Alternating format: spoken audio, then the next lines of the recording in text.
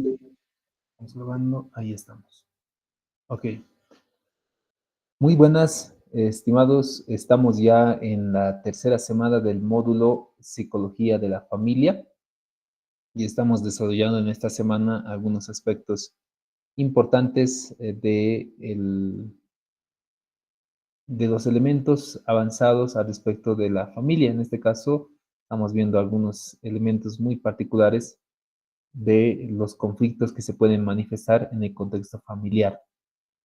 El día de ayer o en la anterior sesión hemos ido ya avanzando algunos de ellos. Permítame compartirles la presentación.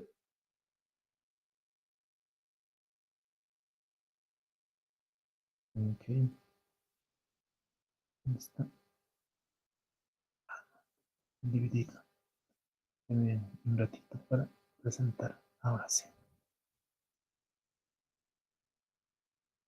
Ok, acá tenemos. Ayer ya hemos hecho una parte introductoria a- al asunto de los trastornos psicológicos y de salud mental en el contexto familiar.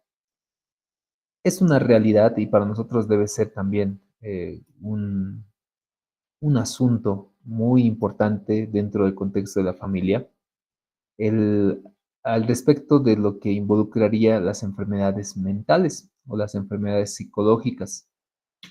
Tradicionalmente, muchos pastores, cuando se encuentran ante circunstancias de enfermedades de salud mental, o sea, cuando alguien viene a consejería y se va a encontrar con estos cuadros de depresión, de ansiedad o trastornos de conductas alimentarias, adicciones o dependencias, tradicionalmente los pastores suelen, en el caso de la depresión, informar o hacer meditar a la persona que tiene algunos problemas de fe. En muchos casos, la persona que sufre depresión probablemente está batallando con culpas, con miedos. Y el pastor le suele decir, bueno, hermana, creo que te falta fe, oraremos, ayunaremos, ya que en base a eso tú te vas a recuperar. No negamos, o sea, sí, en algunos casos existe la posibilidad y se ha visto que a través de el ayuno y la oración, personas se recuperan, o sea, salen de la depresión, sanan del cáncer, sanan de tumores, sanan de enfermedades que se le ha diagnosticado que son severas. Es una realidad. No podemos negar que el Señor tiene ese poder para sanar a las personas, pero no es la norma. O sea, no es que nos falte fe.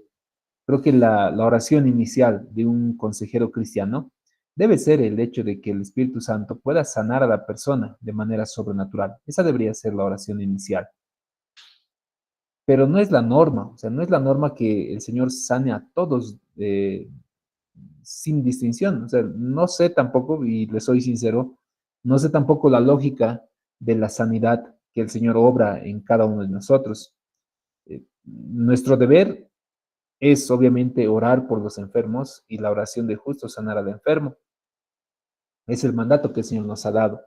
Pero en atención en psicología no debemos descartar el asunto de los problemas o enfermedades de salud mental. Y debemos tener cierto criterio para conversar y hablar acerca de estas situaciones. Porque caso contrario, podemos llegar al extremo de decirle a la persona que está pasando depresión, a ti te falta más confianza en el Señor, lo que te falta es perdonar, lo que te falta es eh, dedicarte más a la oración, más al ayuno. Y en el otro extremo, la ansiedad, cuando tal vez la persona tiene un miedo rotundo y no es irracional, sino es un miedo por un factor psicológico. Y yo le digo, es que tú no estás confiando en el Señor, es que tú tienes un demonio de temor y vamos a reprender al demonio. Y una vez que reprendemos al demonio, nada, sigue la persona con el mismo temor, con los mismos ataques de ansiedad. Es porque a veces no saben, o sea, muchos pastores desconocen de la diversidad amplia de las enfermedades mentales. Entonces, ayer, antes de concluir nuestra clase, hemos ido compartiéndoles brevemente el cuadro de psicología clínica, de clínica diferencial se llama en psicología. Es un cuadro que lo he elaborado mm, hace tiempo para estudiar, para mi examen de grado y poder entender con mayor cabalidad. Este es un cuadro de diseño propio. Les voy a compartir para que lo tengan a modo de estudio o a modo de conocimiento general. Ayer les compartí este detalle. Cuando hablamos nosotros de ansiedad y depresión, entendemos de que estos empiezan por un evento desencadenante. Es lo que habíamos mencionado el día de ayer. Cuando hablo de ansiedad o de depresión, ¿qué pasa? Porque no, pues ahora sí.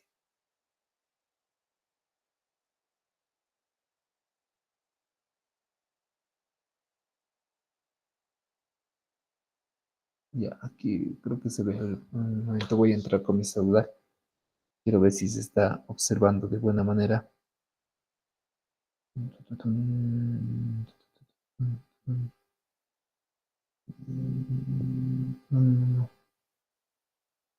Esta es la videoconferencia y entro con CC.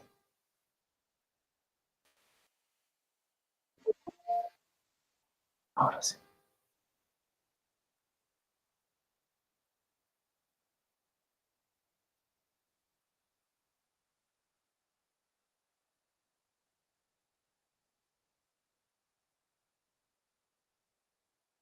Ok, sí se ve. Ahí estamos. Entonces, listo. Les iba diciendo que cuando hablamos de ansiedad, cuando hablamos de depresión, nosotros vemos una realidad, que esto es un evento que empieza por un desencadenante.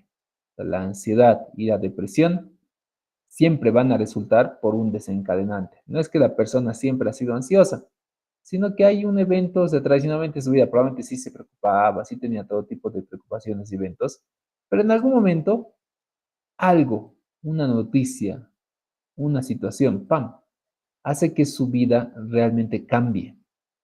En el asunto de depresión igual, o sea, la persona siempre es una persona alegre, contenta, y al enterarse el fallecimiento de un ser querido, ¡pam!, ha entrado en un asunto de depresión.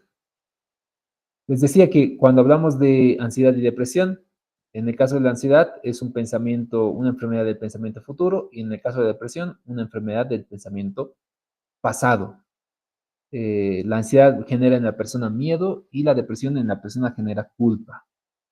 Y estas enfermedades, bueno, en cualquier momento, en algún instante, nosotros vamos a tener un cuadro de depresión.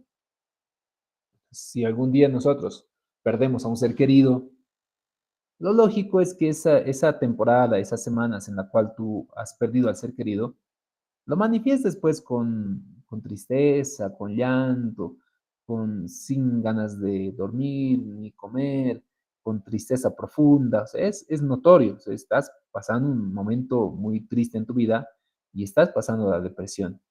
O tal vez cuando tú te enteras de alguna circunstancia que te genera mucho pánico o miedo, vas a pasar algunos cuadros de ansiedad, quién sabe un ascenso, quién sabe alguna situación, un anuncio que te han dado sobre algún evento que va a pasar probablemente, te va a generar un ataque de ansiedad. No probablemente sea clínico, pero sí va a manifestarse en nuestra vida, en lo cotidiano. Pero toda enfermedad en psicología tiene la posibilidad de que se convierta en trastorno. Y ahí tenemos algunos trastornos. Tenemos el trastorno generalizado, tenemos las fobias sociales, las fobias específicas, el trastorno obsesivo compulsivo, el TOC, tenemos el trastorno de pánico, trastorno de ansiedad, trastorno por separación, trastorno de ansiedad social. En el caso de la depresión, también puede convertirse en un trastorno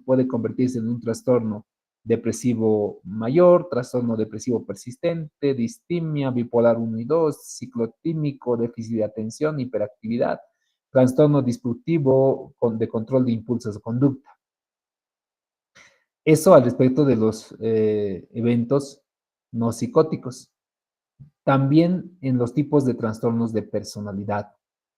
Cuando hablamos de los tipos de trastornos de personalidad, se categorizan en en tres grupos: tipo A, tipo B y tipo C. Cuando hablamos del tipo A, estamos hablando de trastornos de donde se van a manifestar a través de desconfianza, distanciamiento emocional. En el tipo B, hablamos de también el aspecto emocional, pero de un comportamiento errático. Y en el tipo C, de ansiedad y comportamiento temeroso. Estos eventos de personalidad también pueden convertirse en trastornos por evolución. Y aquí tenemos también otra variedad de enfermedades en salud mental. Ahí tenemos el trastorno paranoide, esquizoide, esquizotípico, el antisocial, el borderline o el trastorno límite de personalidad, el trastorno histriónico, narcisista, el evitativo, el dependiente, el trastorno obsesivo compulsivo de la personalidad. Entonces, hasta ahí tenemos un grupo, pero eso no son las únicas enfermedades en psicología. En el otro extremo, tenemos ahí los centrales también, que son psicóticos. Y ahí tenemos también una gran variedad, desde los que son delirios, los que son psicóticos y los que son esquizofrénicos. Y ahí tenemos también una gran variedad de trastornos. Ahí tenemos en los delirios, tenemos el trastorno delirante, psicótico breve, trastorno psicótico compartido, trastorno esquizofreniforme, trastorno esquizoafectivo, trastorno psicótico inducido por sustancias. En los esquizofrénicos tenemos trastorno esquizofrénico propiamente dicho, trastorno esquizoafectivo, trastorno psicótico breve. Acá tenemos una descripción. Les decía ayer que esto les vamos a compartir para que ustedes también lo puedan tener y puedan hacer un análisis un poquito más minucioso de cada uno de ellos. No significa que lo van a dominar al solo saber la tabla. Uno requiere por lo menos profundizar cada uno de esos trastornos. Son especialidades particulares, inclusive en psicología, porque ahí tenemos de la ansiedad como trastorno. Ya se puede ver una ansiedad o fobia social. Lo voy a ampliar un poquito. Tenemos ahí la agorafobia, tenemos las fobias específicas, el trastorno obsesivo compulsivo, el trastorno impulsivo compulsivo, TIC, ahí al respecto de la ansiedad. Cuando hablamos de depresión, igual, tenemos ahí algunos elementos. Tenemos el ciclotímico, distimia, bipolar 1 y 2, negativista entre los niños. Cuando hablamos de trastornos tipo A, tenemos el evitativo, tenemos el paranoide, tenemos esquizotípico, esquizoide. Cuando hablamos del trastorno B, hablamos del trastorno histriónico, del límite de personalidad, del narcisista, del trastorno obsesivo compulsivo o obsesivo de la personalidad. Del tipo C, tenemos ahí los psicopáticos y los sociopáticos. Cuando hablamos de delirios, igual tenemos ahí una gran cantidad: ideas delirantes persistentes, ideas sin calificación, psicosis, y ahí tenemos los que hemos ido mencionando, que son varios. Cada uno de ellos tiene por lo menos algunos parámetros para catalogarlos dentro de esas categorías. Por ejemplo, digamos, si hablamos de una persona que tiene una ansiedad de fobia social, o más abajo, esto ya hemos mencionado ayer. Por ejemplo, tenemos a una persona narcisista de las categorías de trastorno de personalidad tipo B. En el tiempo, o sea, es ya un evento permanente en su vida. Probablemente la persona narcisista tenga en el aspecto médico consumo de sustancias e hipersexualidad. Interacción social muy baja, el narcisista, porque todo se centra en él. La frecuencia permanente, la magnitud de esta enfermedad va a ser muy alta. A nivel conductual, la persona narcisista es más carismática, manipuladora, su propósito de autoenaltecimiento. A nivel emocional es exacerbado, a nivel afectivo también es exacerbado, a nivel cognitivo la persona piensa que tiene un pensamiento de grandiosidad, una necesidad de admiración y una falta de empatía con los demás. Bajo estos criterios se lo va a considerar al individuo una persona narcisista, después de hacer unas evaluaciones mucho más amplias todavía. No son los únicos trastornos por si acaso, porque acá todas estas pestañas son los demás problemas psicológicos que podemos encontrar. Por ejemplo, entre los asociados, acá tenemos los psicosexuales, disfunción eréctil, trastorno del deseo sexual hipoactivo, trastorno de identidad de género, que es algo que vamos a analizarlo un poquito más adelante. Hablamos ahí acerca de el tiempo, es algo permanente. A nivel biomédico, intervenciones médicas hormonales probablemente. A nivel de interacción social es muy bajo. A nivel de frecuencia de este trastorno es alto. A nivel de magnitud igual es alto. A nivel conductual, cambios de rol de género. A nivel emocional, la persona está pasando depresión o ansiedad. A nivel afectivo, una disforia. A nivel cognitivo, confusión sobre su identidad de género. Igual aquí hay trastornos acerca de los impulsos. Tenemos explosivo intermitente, cleptomanía, ludopatías, somatización, trastornos de conversión, hipocondria, anorexia nerviosa, bulimia nerviosa, trastornos por atracón. Eso también lo vamos a analizar enseguida. Trastornos por alimentos. Ahí hablamos igual de la anorexia, una persona que tiene la distorsión del cuerpo y miedo a ganar peso. La bulímica es aquella persona que tiene episodios recurrentes de ingesta excesiva de comidas y luego seguido de purgas. Y trastorno de atracón, episodios recurrentes de ingesta excesiva sin purgas. Ahí en trastornos de alimentación. Entonces aquí nos ayuda a determinar si es la persona anorexia nerviosa o bulimia nerviosa. Me ayuda a distinguir. Eh, Hay parámetros que son similares, ¿no? Aquí, por ejemplo, baja autoestima, ansiedad baja también. Pero aquí, por ejemplo, en la conductual, restricción alimentaria extrema y ejercicios. La persona anoréxica. La bulímica, más que todo, se centra en lo que es vómitos autoindicidos o uso de laxantes. A biomédico, desnutrición o amenorrea, o en el caso de la bulimia, desequilibrio y problemas dentales también. Ahí tenemos trastornos de sueño, insomnio, narcolepsia, apnea de sueño, trastornos de desadaptación funcional, trastornos de disociativos, trastornos de somáticos por enfermedades crónicas, trastornos por consumo de sustancias y por la edad también. Luego tenemos de atención, igual este tipo de eventos nos podemos encontrar aproxexia, hipoproxexia, hiperproxexia, paraproxexia. ¿Por qué les estoy mostrando esto? Y son varios términos que para algunos de nosotros digan, no, tantas cosas, porque quisiera que entren en conciencia de cuántas posibilidades hay de que la persona que viene a atención en salud mental no solo está pasando un problema espiritual, puede estar asociado su problema espiritual a eventos clínicos psicológicos. Acá, por ejemplo, tenemos alteraciones de memoria, amnesia, de amnesia de conservación, amnesia de vocación, hipoamnesia, hiperamnesia, hiperamnesia prodigiosa, amnesias diferenciadas, amnesia global, amnesia lacunar o circunscrita. En los cualitativos, pseudo-reminiscencia, pseudología, fabulación, confabulación, falso de conocimiento, criptomnesia, déjà vu, amais vu, amnesia psicogénica, paramnesia reduplicativa. En cuestión de juicio, también ahí tenemos obnubilación de la conciencia, embotamiento, torpeza, somnolencia, coma, estupor, estrechamiento de conciencia. A nivel sentimental, igual hay varios. A nivel de pensamiento, igual hay varios. A nivel de percepción, igual hay varios. Entonces, notan que cuando hablamos de salud mental, es nomás un amplio conocimiento que el que va a hacer consejería debería considerar. Si minimizamos nosotros la atención que puede brindar un psicólogo o un especialista psiquiatra al respecto de la salud mental, notaremos que es nomás, no había sido sencillamente hablar de estrés a nivel de psicología, sino que es amplio los diferentes estados o circunstancias que el individuo puede estar pasando.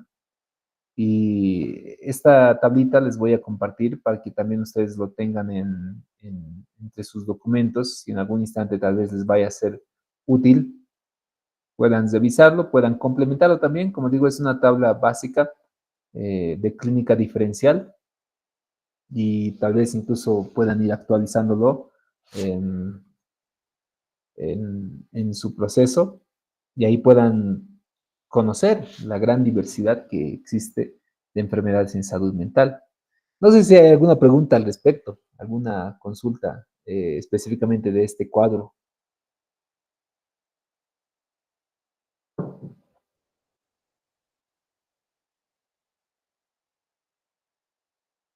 Ok.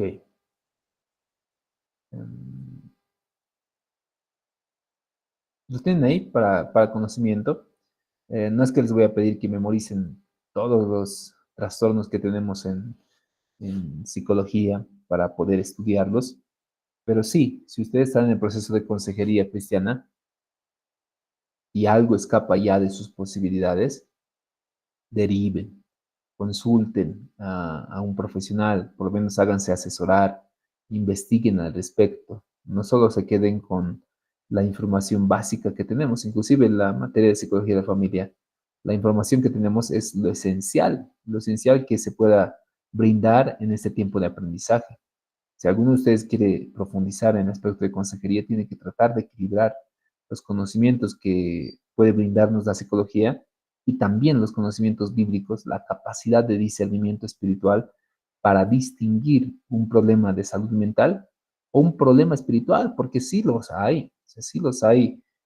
Las posesiones demoníacas donde se quiere liberación la persona, es una realidad para nosotros como cristianos, seamos ortodoxos, conservadores, liberales, eh, reconocemos de que hay una batalla espiritual y aquellos que hemos tenido la experiencia de poder presenciar o estar ante una presencia espiritual maligna en posesión de una persona, sabemos que es una realidad.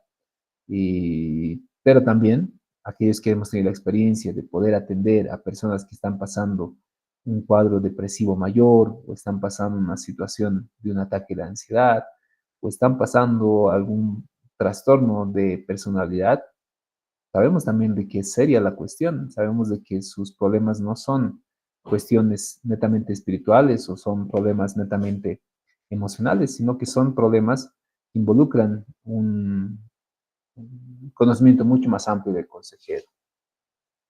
Sigamos avanzando. Recuerden que para mañana vamos a tener ya la parte práctica de nuestra materia, así que hoy vamos a tratar de concluir también nuestro contenido programado. Hemos ido avanzando acerca de la depresión y ansiedad. La distinción es que la depresión son problemas del pasado, la ansiedad, problemas del futuro. Hemos hablado también, enseguida vamos a hablar. Aquí tenemos algunos elementos para ilustrarles un poco más.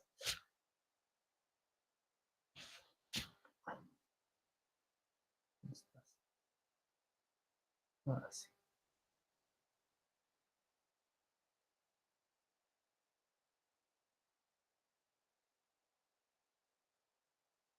Ok, ahora sí mejor. Acá tenemos la depresión y ansiedad.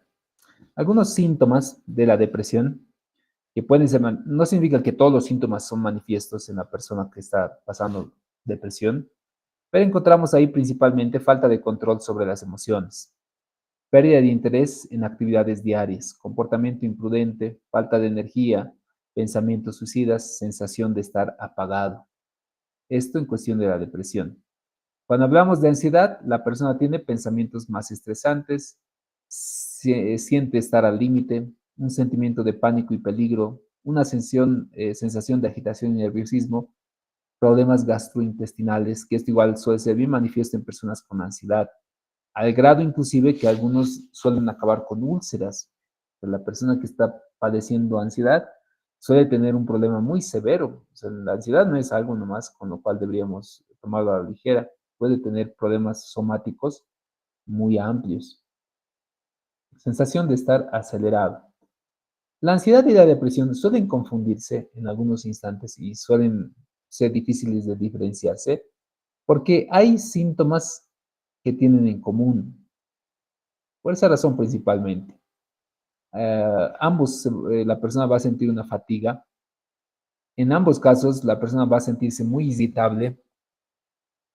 También van a tener problemas para concentrarse, problemas para dormir o dolores de cabeza, dolores musculares, preocupaciones excesivas, cambios en el apetito.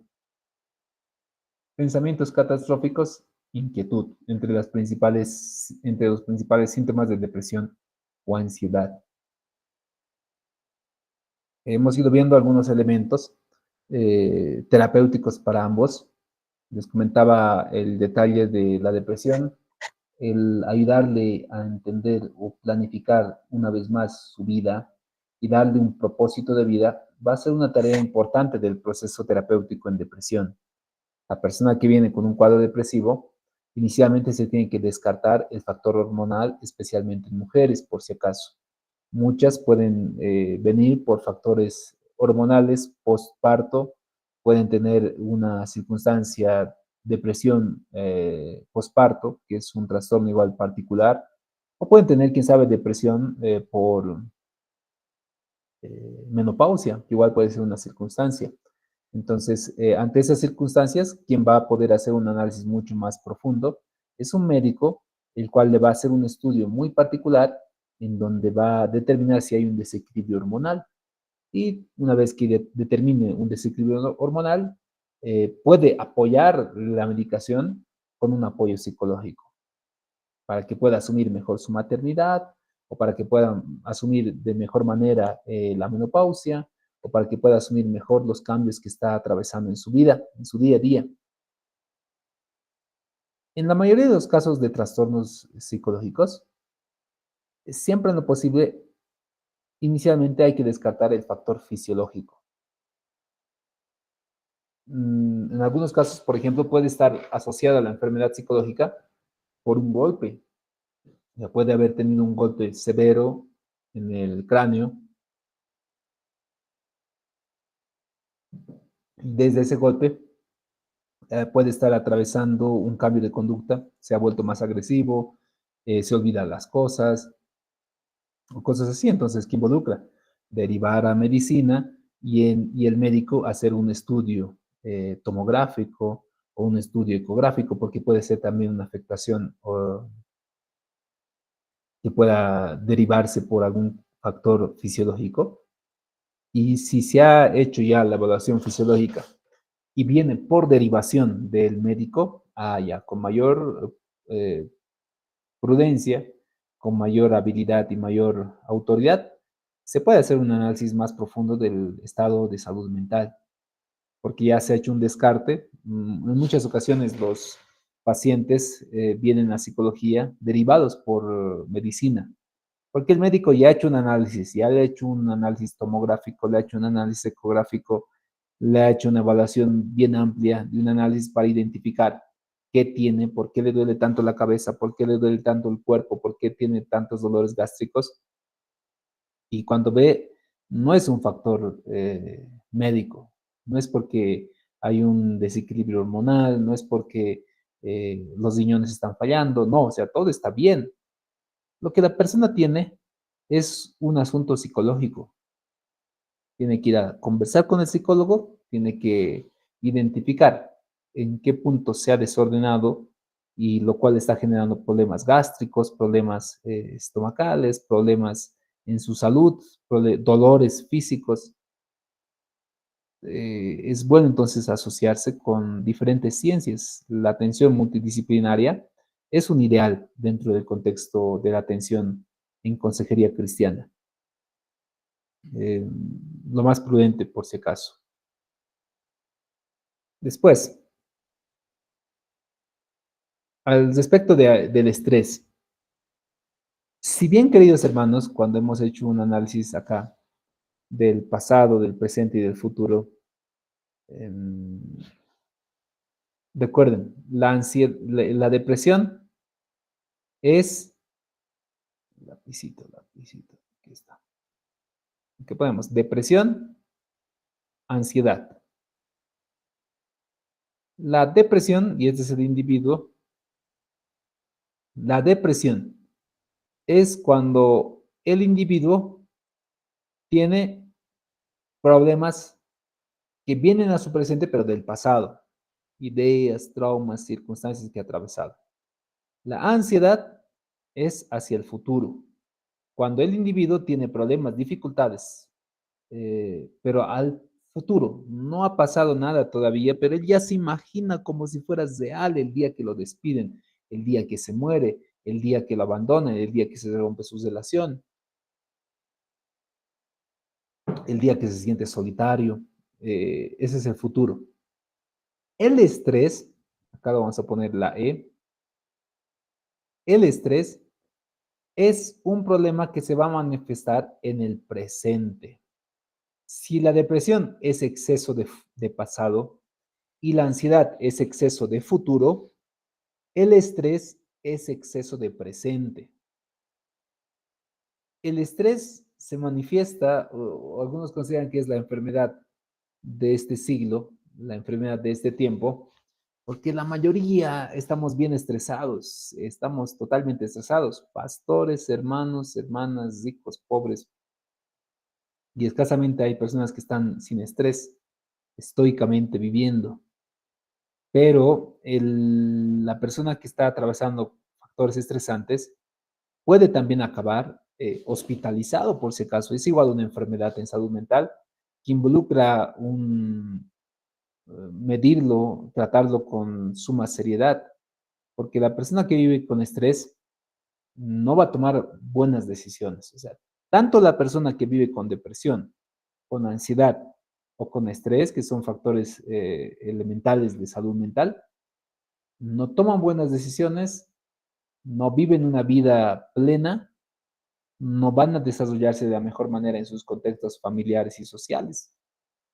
Entonces, no solamente podemos decirle, bueno, hermano, tú que estás estresado, lo que te falta es confiar en el Señor. No, pues es igual, es imprudencia. Yo personalmente considero que es imprudencia el limitar solamente los conocimientos que el Señor nos ha dado y decirle lo único que tú necesitas es tener fe. Miren, se me viene a la mente Pablo con su discípulo Timoteo. El mismo Pablo que escribe que si alguno está enfermo entre vosotros, oren por el enfermo y la oración del justo sanará al enfermo. Pero en Timoteo, Pablo le escribe a Timoteo, no le dice, haz que alguien ore por ti para que ese dolor que tú tienes estomacal, esos malestares estomacales se te pasen, ¿no? Lo que Pablo le dice es una solución práctica. Por causa de los frecuentes dolores estomacales que tienes, toma un poco de vino. Es pues una solución práctica, es una medicación prácticamente lo que le está haciendo Pablo. No es que ha abandonado su fe, no es que no está confiando en el Señor, no es que ahora ha cambiado de confianza que tenía hacia el Señor cuando antes decía, oren por el enfermo. No, pues es deber, es obligación del creyente orar por los enfermos. No podemos desistir, no podemos abandonar ese llamado que el Señor nos ha hecho para orar por quienes están enfermos. Pero si el Señor en su soberanía nos ha permitido, queridos hermanos, el desarrollar el conocimiento de la ciencia médica, el conocimiento de la ciencia psicológica, de la ciencia de atención dental y diferentes ciencias relacionadas a la salud integral de la persona, no podemos obviar o ignorar las diferentes técnicas y terapias que en algún momento nos pueden ser útiles para el trabajo cotidiano. Entonces debemos tratar de entender también esa realidad al respecto del estrés. Ahora, ¿qué síntomas, hermanos, nosotros vamos a notar de una persona que está atravesando estrés? ¿Cómo nosotros distinguimos? Y tal vez nosotros vamos a distinguir también ahí en nosotros mismos.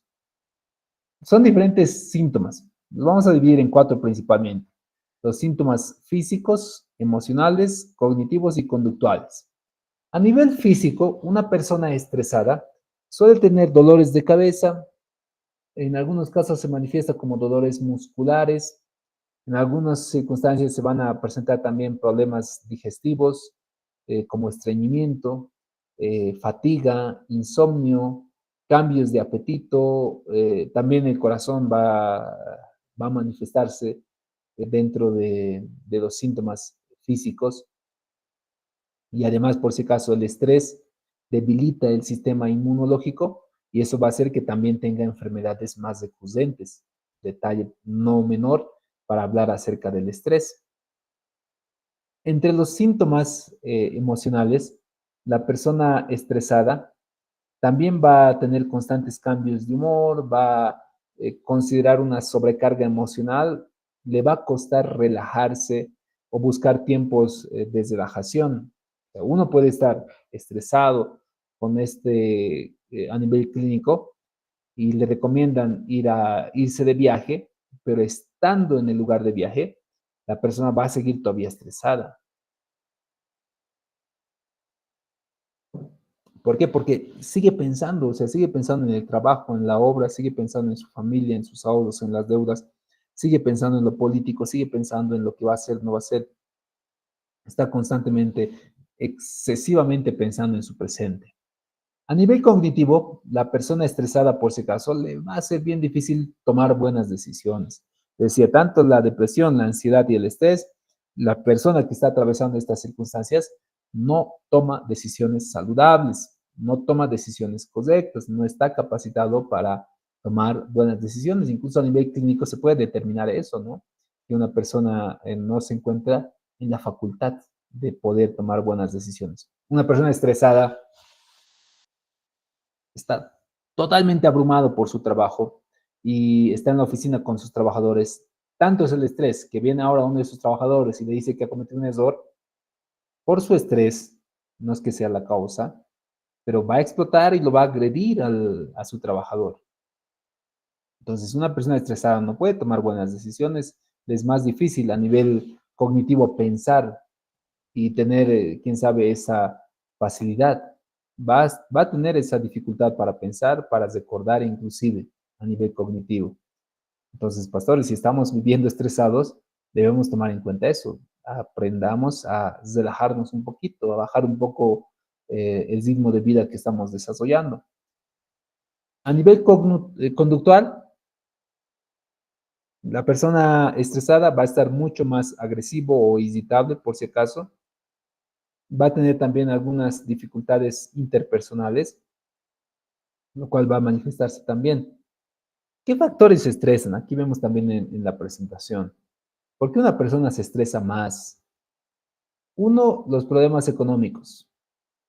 El pensar en los problemas económicos, el solo hecho, el solo ejercicio de meditar en esta realidad nos puede generar un estrés amplio. Los conflictos interpersonales, si en ello noto que estoy pasando en mi familia conflictos cotidianos, me va a generar estrés. La enfermedad que puede atravesar la persona o puede atravesar la familia, igual me va a generar estrés. Los cambios también son causantes para generarnos estrés. Es cierto que hay algunas personas más propensas a estresarse mucho más. Creo que es un factor también educativo. Desde ya temprana edad es bueno ayudarles a los niños a que incluso sus tareas puedan resolverlos de la manera más tranquila posible, sin generarles cortisol en el proceso de la ejecución de sus labores y sepan afrontar con entereza, sepan afrontar sus responsabilidades con cabalidad.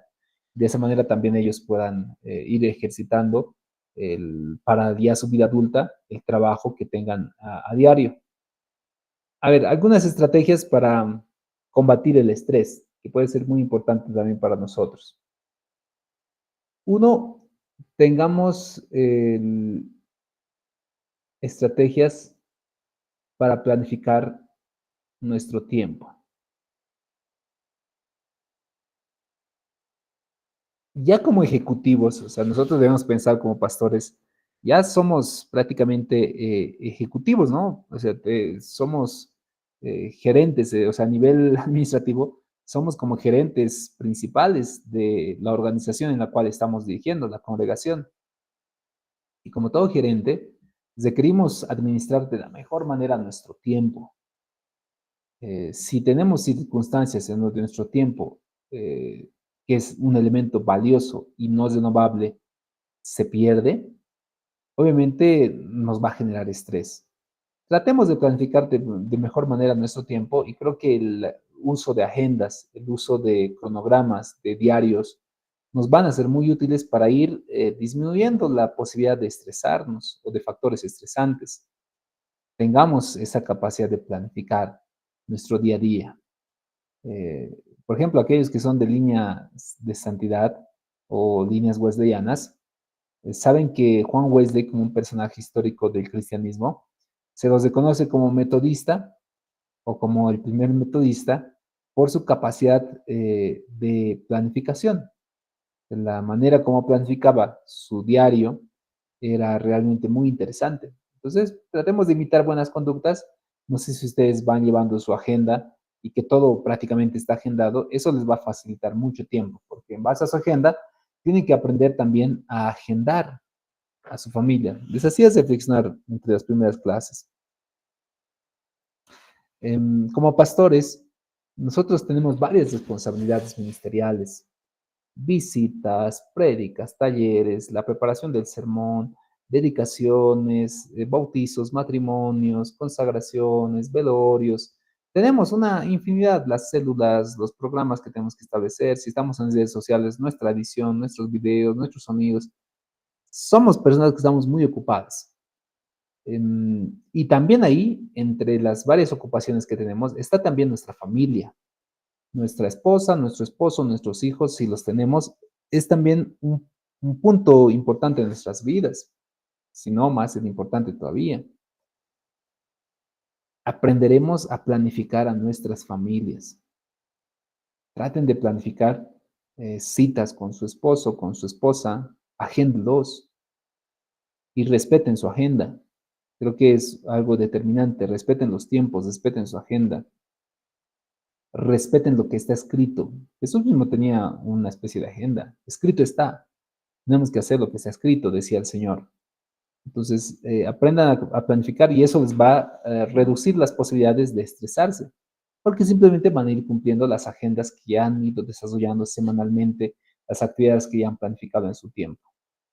Como pastores también y como líderes y como personas que probablemente podemos generar estrés, aprendamos a tener una comunicación más abierta con la congregación, con nuestra familia, con nuestros trabajadores, con nuestros líderes. El comunicarnos de manera abierta nos va a ayudar también a tomar tiempos especiales para reconocer que estamos cansados o agotados o estamos con dificultades. Y a veces la persona que suele estresarse no comunica mucho sus problemas, no comunica mucho las tensiones que está atravesando y eso hace que el estrés, la posibilidad de estresarse, aumente. Otro elemento importante para evitar el estrés es saber poner límites, límites a las demás personas y límites también a nosotros mismos.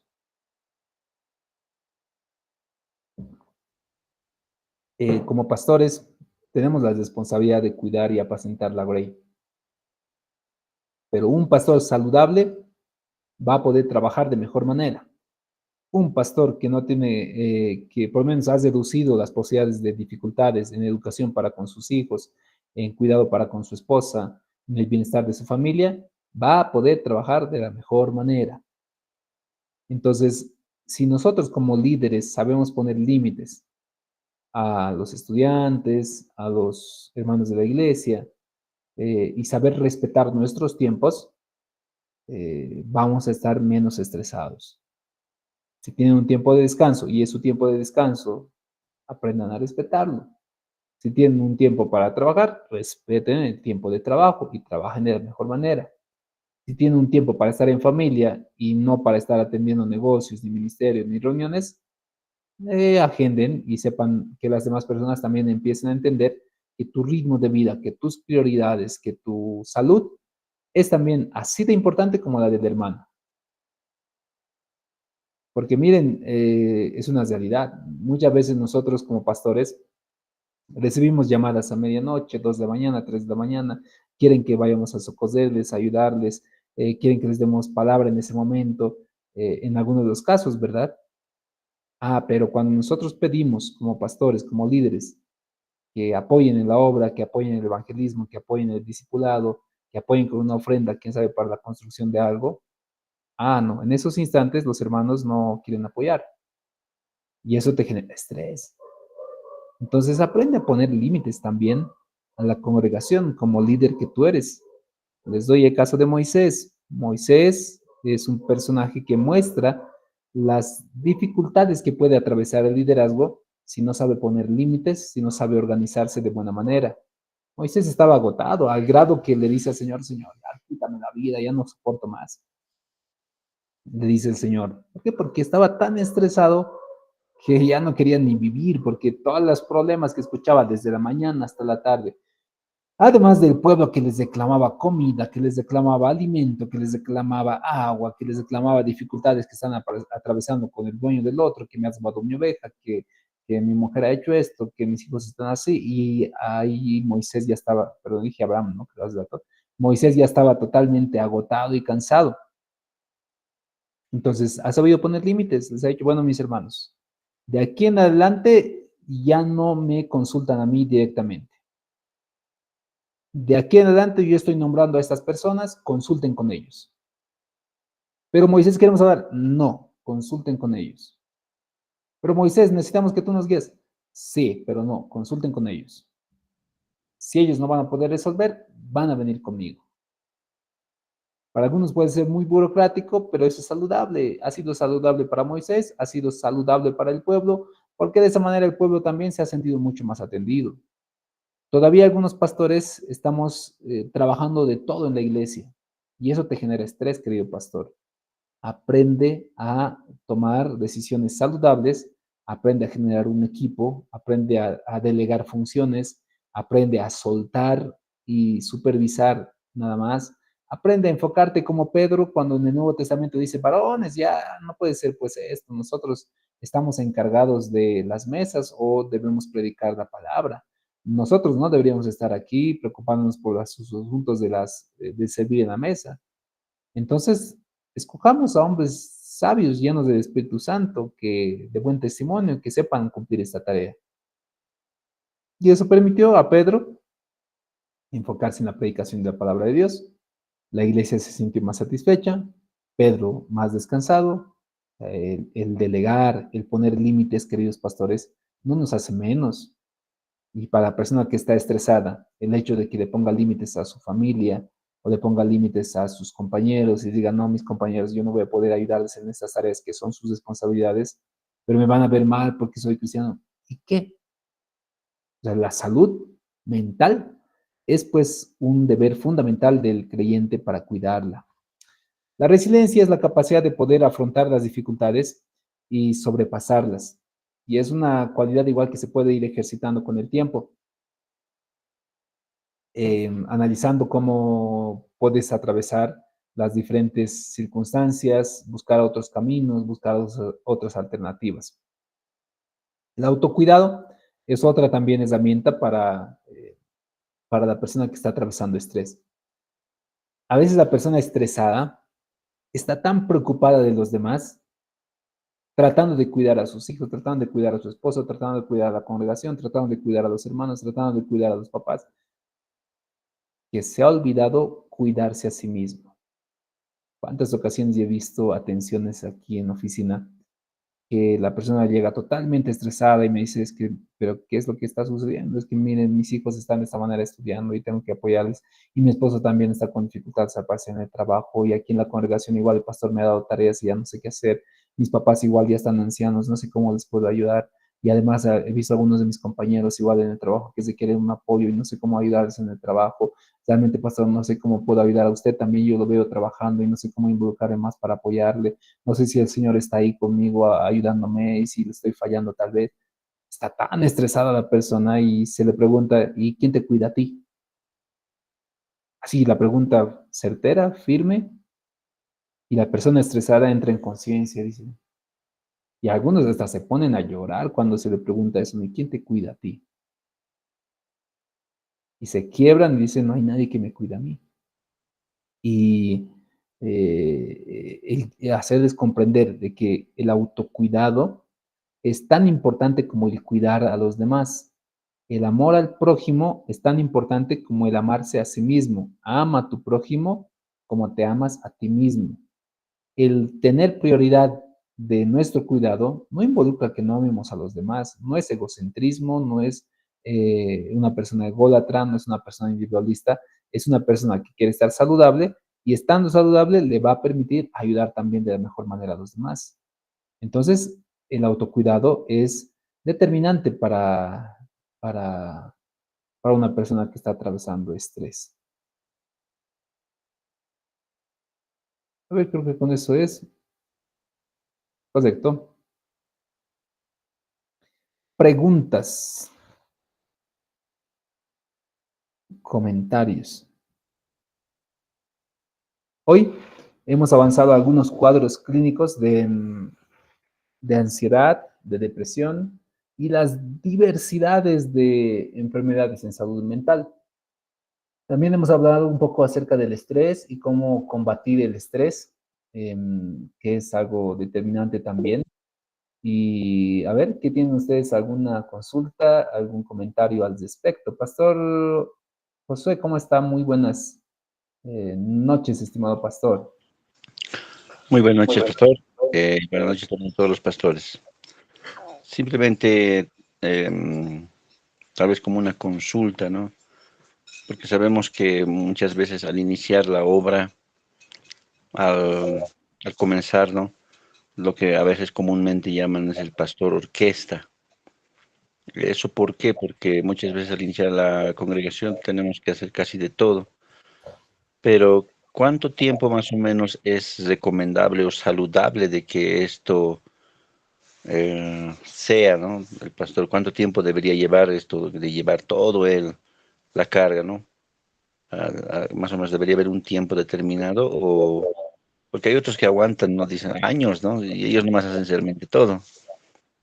Esa era tal vez la consulta. Ok. Am, en el libro de las 21 leyes del liderazgo de John Maxwell, menciona que cada uno de nosotros tiene una ley del tope, que en palabras sencillas es que yo tengo la capacidad de administrar de manera saludable a una cantidad de personas nada más. Y que una vez que supongamos que mi ley del tope es de 40 personas, llego a ese tope y ya no crezco más, me genera más estrés si me suman un poco más de personas, ya no ocupo el cuidado de todos de la manera más saludable posible, yo me estreso, el pueblo también se descontenta porque he llegado a mi ley del tope. No hay un test específico para medir nuestra ley del tope, pero sí creo que deberíamos ser muy prudentes para reconocer si he llegado a mi tope, si esa es mi cantidad. Pero es diverso. Hay algunos que tienen un tope mucho más amplio, hay algunos que tienen un tope mucho más corto todavía, y creo que ese puede ser un parámetro para determinar si ya es tiempo de que yo empiece a delegar. O sea, cuando yo ya me doy cuenta que he llegado a congregar, no sé, a 100, 200 personas, y ese es mi tope, porque ya ni siquiera sé cómo se llaman los demás, ya no les puedo visitar a todos, ya no puedo atender ni orar por todos. Entonces he llegado a un tope en donde ya no lo voy a poder hacer solo. Requiero un especialista para niños, requiero un especialista para matrimonios, requiero un especialista para adultos, para jóvenes. Y ahora yo, en vez de preocuparme de los 200, me voy a preocupar otra vez de estos 5, 6, 7 especialistas que he nombrado. Los voy a discipular, les voy a dar un enfoque más cercano de mentoría y ellos, como que tienen otro tope, van a empezar a crecer. Eso por lo menos es la lógica que menciona John Maxwell, me parece muy lógico y ese debe ser el parámetro para saber cuánto tiempo yo puedo estar con esa dirección. Mm, porque si no, si yo voy a estar siempre con mi tope y voy a quedarme en ese punto más neutro y no voy a empezar a delegar, me voy a quedar ahí con esos 40 o esos 30 que solamente son mi tope. Y hay algunos que tienen un tope mucho más bajo, donde tal vez solamente pueden gobernar 10, 15, 20 personas, un poquito más se estresan. Depende también de su capacidad, de su liderazgo, de los conocimientos que va adquiriendo. Pastor José Luis, muy buenas noches. ¿Cómo está, Pastor? Buenas. Buenas noches, licenciados. Realmente temas muy interesantes, ¿no? Hablar sobre la ansiedad, la depresión, el estrés. No sé, yo he podido observar lo siguiente, licenciado, en varias congregaciones, que hay pastores que predican los 3 turnos. Y realmente yo, cuando me pongo a pensar, veo que es algo fuera de lugar, ¿no? Predicar 3 turnos es algo bien estresante. Es como un docente trabajar en 3 universidades. Es totalmente estresante porque uno está haciendo lo mismo, lo mismo, lo mismo. Y hay pastores que realmente se enferman por el estrés. Yo había recomendado a ver pastores que hagan deporte. Yo a mi edad sigo haciendo deporte. Los viernes, podríamos decirles religiosamente, yo voy a jugar.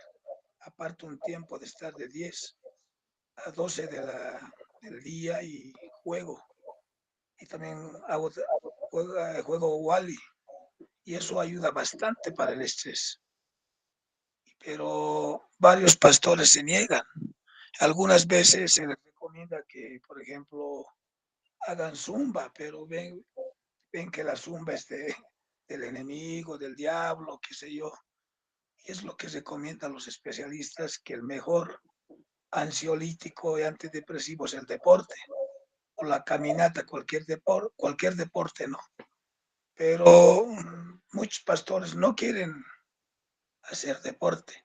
Ahora, pasando al mismo tema, la depresión es algo pasivo, que, o sea, uno se queda en casa. Pero y en el caso de la ansiedad, a las personas que sufren de ansiedad sufren de una inquietud terrible, o sea, se mueven y se mueven, se quieren hacer actividades y actividades. Cortar las actividades a los ansiosos sería algo negativo o positivo, por ejemplo, eh, dejarles que dejen de estudiar, que dejen de su trabajo, otras actividades, ya que muchos psicólogos que yo tuve la oportunidad de hablar, que a las personas ansiosas les recomiendan hacer muchas actividades, hacer deporte, ir a visitar amigos, charlar, les dan diferentes terapias. ¿Y usted qué consejo daría a las personas ansiosas, licenciado? ¿Es que se queden en la casa o que hagan actividades? Eso sería mi pregunta, nada más, licenciado. Gracias. Buenas noches. Bien, gracias, Pastor José Luis. Al respecto de la ansiedad o la persona que está con ataques de ansiedad, el primer trabajo que se tiene que hacer con la persona es ayudarle a que puedas retornar con facilidad a su presente. ¿Cuál es el problema del ansioso? El ansioso puede hacer muchas actividades. El detalle es que su mente navega de manera muy rápida a un futuro posible, pero catastrófico. O sea, puedes decirle, ya hermano, a ver, dedícate un poco a estudiar. Ya, va a empezar a estudiar, pero su mente se va a navegar al día de su defensa de tesis, en donde no va a poder hacer su proyecto y probablemente se aplace y para qué ha estudiado tanto y todo el dinero que ha invertido y qué va a hacer de mi vida. O sea, ya está ahí en el momento donde está defendiendo su tesis de grado y le genera un pánico en el momento. Le puedes decir que vaya y sirva en la iglesia y ya está bien. ¿Y qué tal si sirvo? ¿Y si lo hago mal? ¿Y si el Señor me va a condenar en el infierno? Y que de alguna manera, quién sabe, voy a fallar a los hermanos. Entonces la persona su mente se navega rápido. Entonces, lo que se tiene que hacer con la persona ansiosa en sesiones, y se lo puede hacer evidentemente a través de actividades, pero actividades guiadas que le ayuden a la persona a entrar en el presente. Por eso le decía, el servicio es una tarea terapéutica dentro de la iglesia. Nos recuerda lo que es la depresión, la angustia y la preocupación con respecto al pasado, el presente, el futuro. Ok. La ansiedad, la depresión y el estrés son dos cuadros que van a trabajar con el pasado, el presente y el futuro en la persona. Pasado, futuro, presente. Pasado, depresión. Cuando mi cerebro se vuela, mis pensamientos, mi mente vuela al pasado y llega en un momento donde me ha pasado un evento trágico, catastrófico, muerte, trauma, algún evento que me ha pasado en la vida. Y eso en mi presente se manifiesta como depresión, porque estoy tan triste como en esa ocasión. Estoy tan angustiado y preocupado como en esa ocasión. Eso es el pasado. Enseguida, pasará por favor, los Cesare. El futuro, hablamos de lo que es la ansiedad. Cuando mi mente vuela hacia el futuro y me siento tan angustiado, con esa sensación de muerte inclusive, porque ya me imagino muriendo, ya me imagino divorciado, ya me imagino fracasado, ya me imagino reprobado en el examen. Por eso mi mente se ha volado a ese evento que no es real, es hipotético, probable, pero puedo hacer hoy en el presente ciertos cambios, estudiar más, mejorar mi relación, trabajar de manera más adecuada, y ahí es donde va a ir las actividades. Si a la persona, por ejemplo, le genera ansiedad la situación económica del país, entonces en terapia le ayudaré a organizar mejor sus recursos, a invertir mejor, de mejor manera, a poder mejorar su capacidad de hacer emprendimientos. Ahora, el estrés es en el presente. El estrés es cuando yo me sobrecargo de actividades en el presente y de pensamientos de lo que puedo hacer y trato de hacer todo lo posible y me encuentro en un malestar también. Pastora Lisette, ahora sí, mil disculpas. Buenas noches, licenciado. Buenas noches, compañeros. Licenciado, quiero hacer la siguiente consulta. Con niños con depresión, o sea, niños pequeños, estoy hablando de un niño de 8 años y de una jovencita de 17 años. Son dos extremos, pero son dos extremos, eh, cómo le puedo explicar? Es un niño que ha escuchado lo que le ha pasado a la mamá, algo complicado, y el niño tiene sueños repetitivos, se sueña con personas, o sea, que se sueña con monstruos, delira en la noche, y además, o sea, ya han buscado ayuda, el niño tiene TDAH, ¿no? Y eh,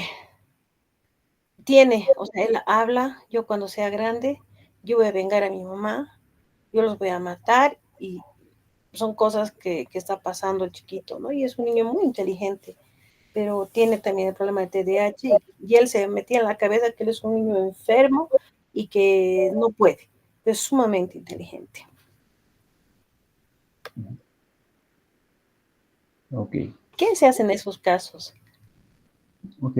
La mayoría de nosotros que estamos aquí en el aula creo que somos de una generación en donde no se sabía mucho del autismo, del trastorno de déficit por hiperactividad o atención, o sea, ese tipo de situaciones, el Asperger y todo ello, no se escuchaba, ¿no? Creo que la mayoría de nosotros decíamos, hace tiempo se hablaba mucho de eso, porque ahora tantos niños con TDAH, tantos niños con autismo, tantos niños con Asperger, ¿a qué se debe o qué es lo que pasaba en ese tiempo?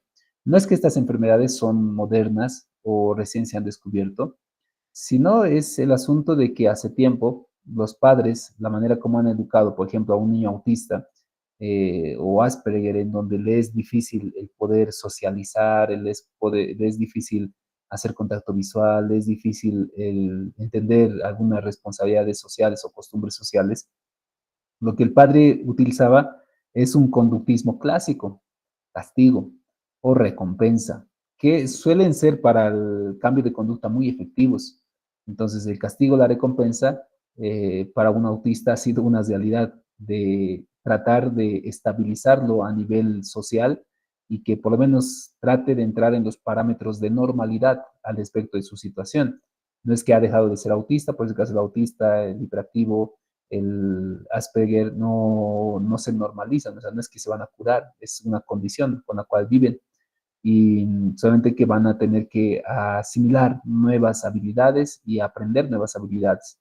Ahora, un niño, y eso es tal vez lo particular que el Señor ha creado en nosotros, los niños son como esponjas que van asimilando realidades, van asimilando verdades y poco a poco van desarrollando también el intelecto y la capacidad.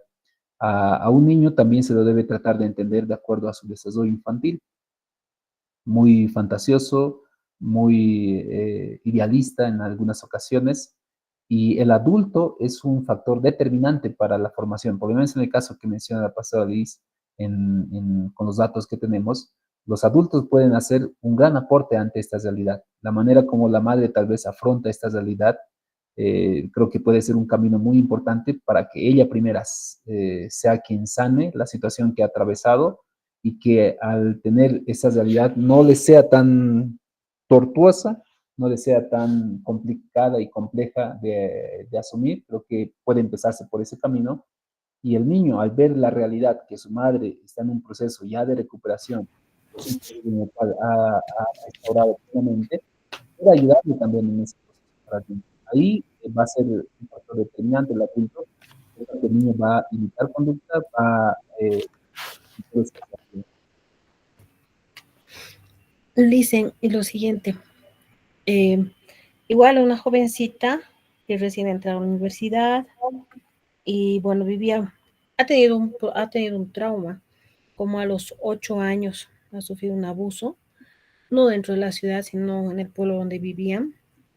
Ha recibido tratamiento psicológico, pero ahora han pensado los papás que ya estaba bien y ahora empezó a retroceder, ¿no? O sea, tiene periodos así de depresión, y tiene una primita con la que se va a tomar. Los papás, la mamá es conversa, pero el papá no. Entonces, ahora se ha empezado a tener nuevamente sus episodios, ¿no? De depresión, le cuenta del hermanito, llora, se pone de mal humor y no quiere ir a psicólogo varón. Ese es el tema y no se puede conseguir psicóloga mujer, pero no sabemos cómo la mamá puede afrontar porque es gente muy humilde. Entonces, ¿cómo se les podría explicar o cómo se podría llevar a un tratamiento a la niña? A ver, tal vez al respecto creo que puede ser como un camino, ¿no? Es un poco complicado solucionar el problema como decía el sábado, en una sola sesión, pero el camino puede optar en el caso de recursos. Entiendo de que a veces el honorario de un psicólogo puede ser algo complejo para algunas familias el alcanzarlo, pero hay instituciones también que trabajan, hay algunas ONGs, inicialmente la Defensoría, hay algunas organizaciones, por ejemplo la UMSA, inclusive da sesiones terapéuticas, creo, a 30 bolivianos en la casera. Hay organizaciones que tal vez están enfocadas al abuso, que igual puede ser un camino para buscar una atención profesional, y cada caso es bien particular. O sea, el terapeuta o el psicólogo, el profesional va a tener que analizar por qué ha vuelto otra vez esa regresión al evento, qué es lo que ha desencadenado, porque si estaba yendo ahí, ha llegado a un punto y otra vez ha habido esto, hay algo que ha hecho un clic, un detonante que ha causado ello y que tal vez lo va a tener que compartir en algún momento con alguien de su confianza o en este caso una psicóloga que le pueda generar un, un buen diagnóstico y una buena contratransferencia para que pueda sacar ese tipo de dolor que está atravesando. Eso, pastora. No sé si alguien tiene algún comentario más, alguna pregunta. Bueno, pastores.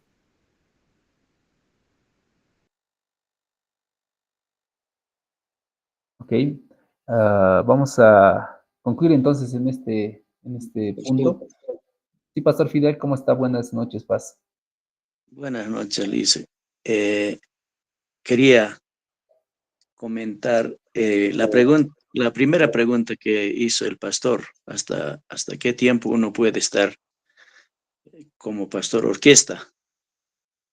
Mi experiencia, creo que, digamos, si hay ya 10 personas, a esas 10 personas se los disipula. Claro, antes no se hablaba de eso, pero actualmente hay material suficiente para poder disipular a esas personas. Entonces ya se puede delegar responsabilidades. Mínimamente yo lo que he hecho, porque he levantado varias obras de cero y nunca he tenido gente de otras iglesias, sino las personas que los he ganado y los he bautizado. Entonces, en este caso, lo normal, yo necesito un tesorero para que no hagan mal comentario del pastor, ¿no? Porque hay veces manifiestan un descontento que el pastor se lo está gastando el dinero, etcétera. Necesitaríamos un secretario. Mínimamente esas 2 carteras creo que necesitamos. Y creo que con eso ya podría funcionar, podríamos desarrollar nuestro ministerio. Con relación a qué cantidad de prédicas un pastor puede hacer, creo que otra vez, dependiendo del caso, de la circunstancia, el pastor muchas veces tiene que hacer eso, predicar los 3 veces, ¿no? Y sabemos que es, digamos, una preocupación. Preparar un sermón no es tan fácil, ¿no? Entonces, pero hay que hacer, ¿no? Cuidando lógicamente nuestra salud, etcétera, porque en los últimos años se está viéndose que muchos pastores hasta se han suicidado. Seguramente han descuidado también su salud, ¿no? Entonces, eso es lo que quería comentar. Un asunto que he visto, personas que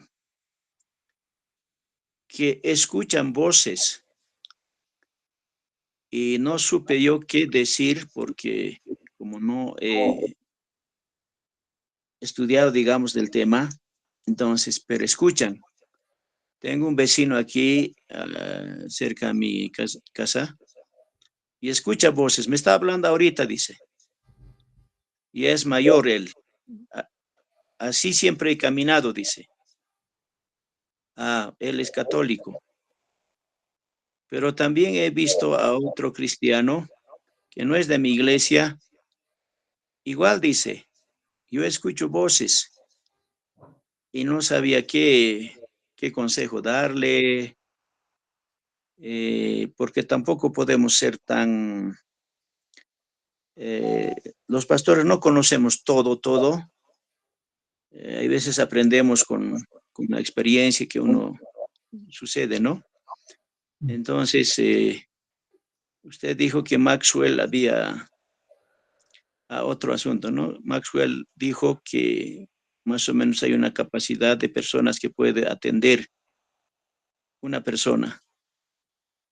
Maxwell no es autor de todos sus libros, es plagio de otro católico, ¿no? Eso, varios comentan eso, pero como no estudiamos tampoco, entonces aceptamos sus libros. Sí, la pregunta que le hice es, ¿qué sería eso de que escucha voces? Quería saber, licenciado. Gracias. A ver, creo en la primera clase que tuvimos, les comentaba un testimonio bien particular de una paciente que fue derivada a psiquiatría en la Caja Nacional de Salud, porque cuando fue derivada a psicología, ella le dijo a la psicóloga que el Señor le habla en las noches y le calma en sus angustias y lo escucha.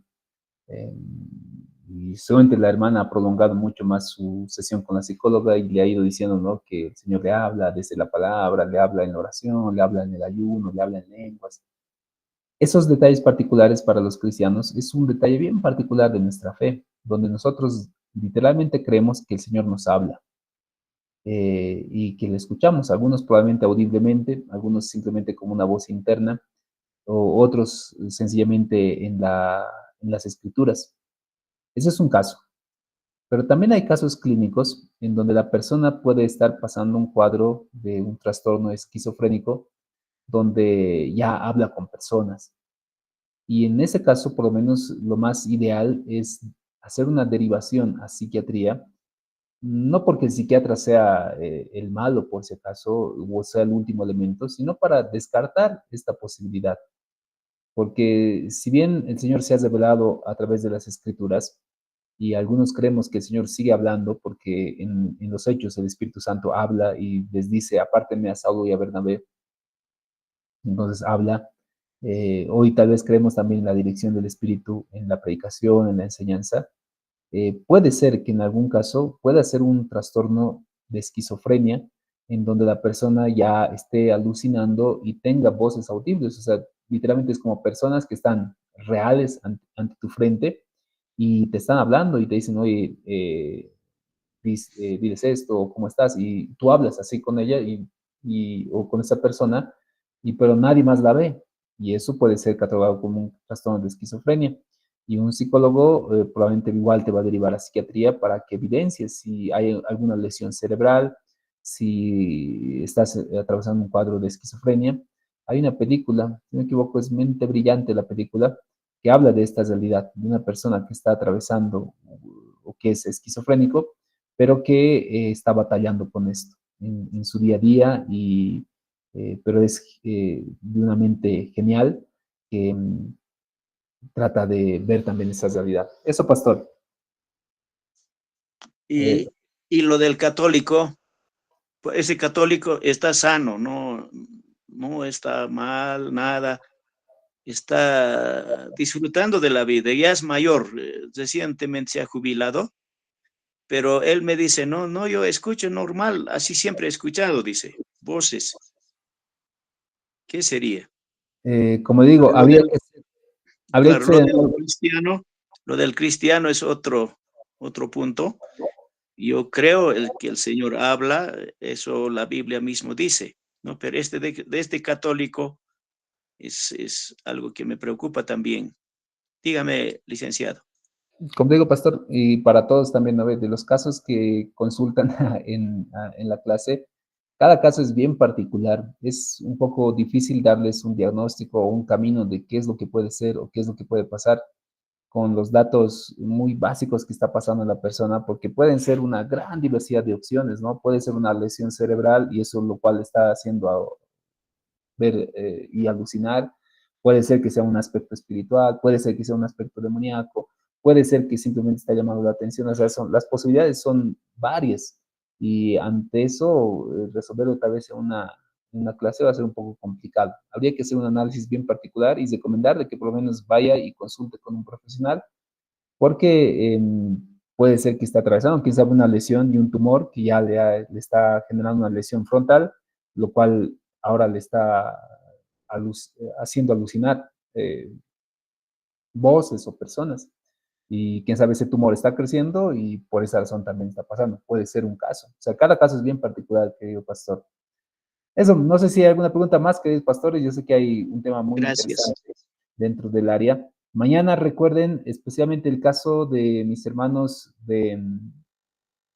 el pastor Fidel, pastor Aisamar, pastor Néstor, quienes van a empezar. Mañana vamos a hacer la parte práctica. Estén listos nomás para hacer el caso y vamos a ver también cómo vamos desarrollando eso. Que tengan un buen descanso, queridos pastores, que el Señor los bendiga. Hasta ahí vamos a llegar el día Pregunta, de hoy.